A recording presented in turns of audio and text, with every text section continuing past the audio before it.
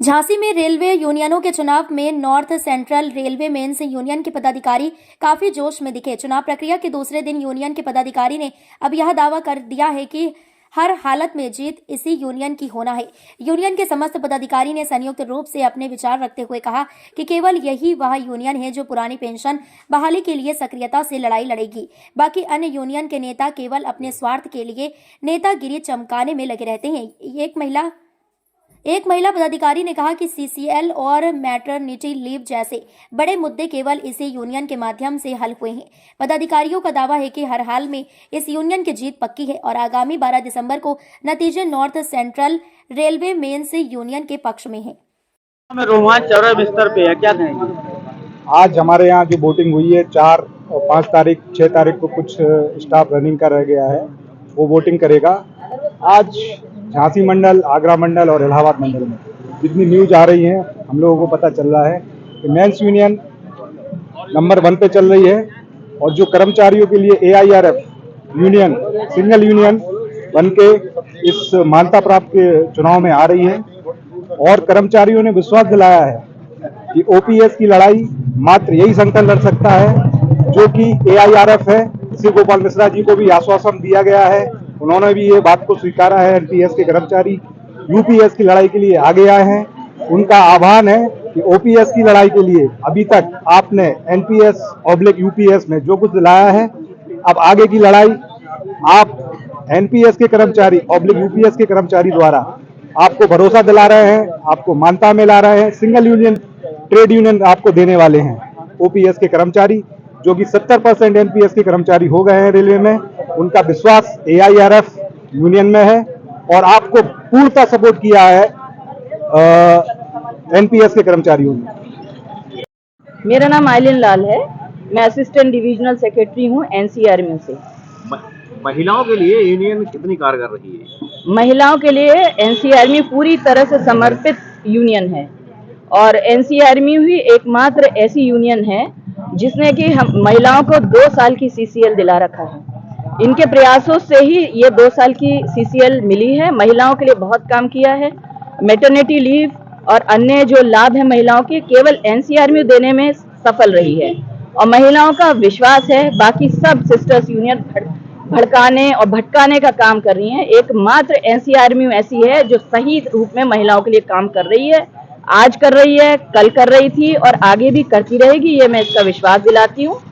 महिलाओं के ऐसे कौन से मुद्दे हैं जो ज्वलंत समस्या बन गई है जिनका समाधान आज करना होगा? जी हाँ, हमारा कैडर चेंज का एक मुद्दा चल रहा है जिसमें कि हमारे असिस्टेंट ड्राइवर जिन्हें कि आज की लेडीज हैं उन्हें परेशानी होती है ट्रेन में जाने में और बच्चों के संग में। हम इस पे काम कर रहे हैं, हमारी यूनियन इसके लिए काम कर रही है कि हम उनको एक बार लाइफ में एक मौका दिलाएं, कैडर चेंज करने का ऑप्शन उनको दिलाएं। इस पे हम पूरा भरसक प्रयत्न कर रहे हैं।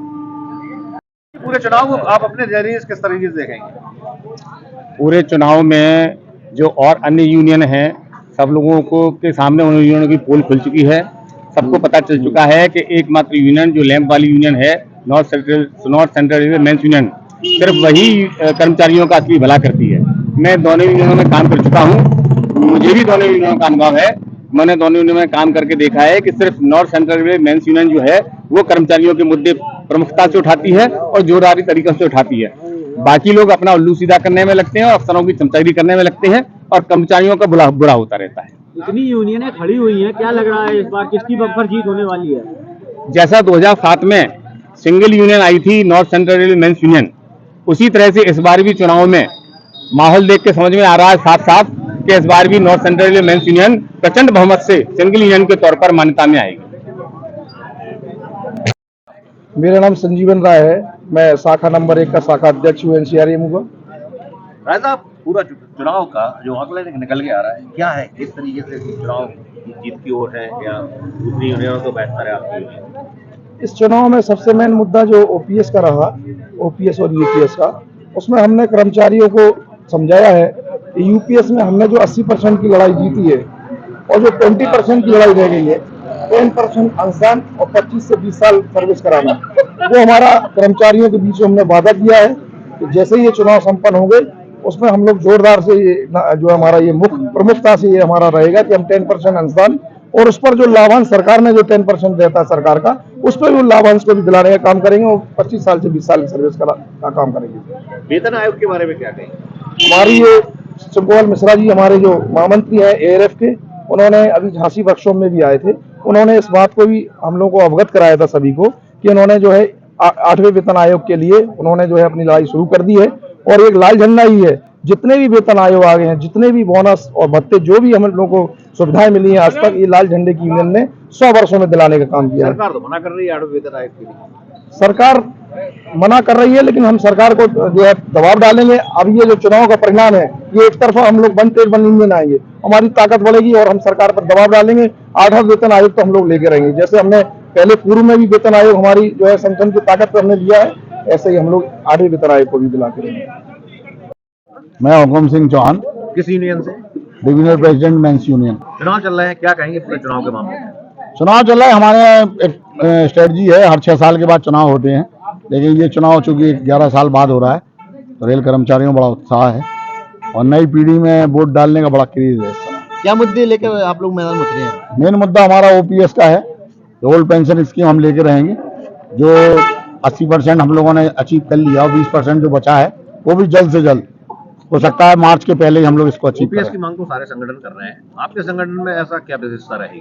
सारे संगठन कर रहे हैं, लेकिन आपने देखा होगा जितनी भी सिस्टर यूनियन है वो इस बात को खुद कह रही हैं कि जो यूपीएस लिया है वो एआईआरएफ ने लिया है और 80% जो हमने अचीव किया वो एआईआरएफ ने किया है। कर्मचारियों के हित के लिए क्या खाका खींचा है?